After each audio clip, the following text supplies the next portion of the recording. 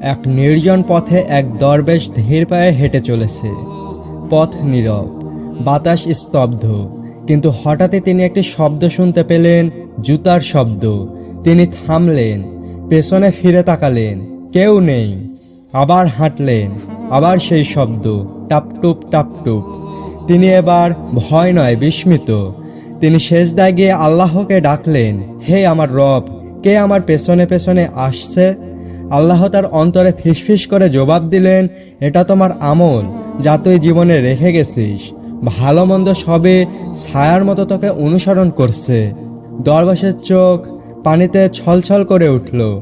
তিনি কেঁদে বললেন, হে আল্লাহ, যদি আমার আমলের প্রতিধ্বনি এত স্পষ্ট হয়, তবে কিয়ামতের দিন তো সেই প্রতিধ্বনি গর্জন হবে।